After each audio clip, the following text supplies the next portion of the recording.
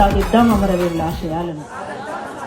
స్వరాజ్యమమ్మ ఈరోజు మరి ఎంతో భావోద్వేగమైనటువంటి రోజుగా విమలక్క పాట పాడుతున్నప్పుడు కానీ మరి రంగన్న మాట్లాడుతున్నప్పుడు కానీ భావోద్వేగం వచ్చేసింది. ఎందుకంటే ఆ మాటలు, ఆ చరిత్ర అంతా మమ్మల్ని మేము చూసుకున్నట్టుగా కూడా కొంచెం అందులో 100% కాకుండా కొంచెం 1% అయినా మమ్మల్ని మేము చూసుకున్నట్టుగా వేదిక మీద ఉన్న వాళ్ళందరికీ ఆ భావన వచ్చింది.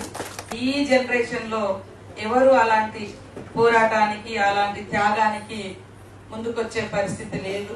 కానీ ఆమె చరిత్ర చూస్తే ఒక ఉన్నత కుటుంబంలో పుట్టి, ఒక అగ్రకులంలో పుట్టి, వందలాది ఎకరాల ఆస్తి పాస్తులు ఉండి మరి ఈరోజు పేదలకు జరుగుతున్నటువంటి అన్యాయం పైన తిరుగుబాటు జెండా ఎగిరేసి మరి మామ అటు నర్సంపేట గాని అటు మా ఏరియాలలో కూడా కమాండర్ గా పనిచేసినటువంటి చరిత్ర. వారి చరిత్రనంతా కూడా మేము ఉద్యమాలలో ఉన్నప్పుడు మరి ఎంతో చదువుకొని స్ఫూర్తి పొందడం జరిగింది.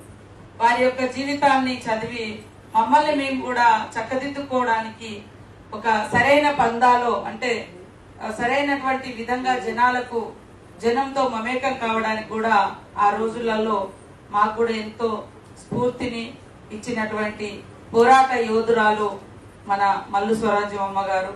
అదే విధంగా అటు దళ కమాండర్ గా పనిచేసింది. తర్వాత ఎన్నికల పందాలోకి వచ్చి ఎమ్మెల్యేగా కూడా అయింది.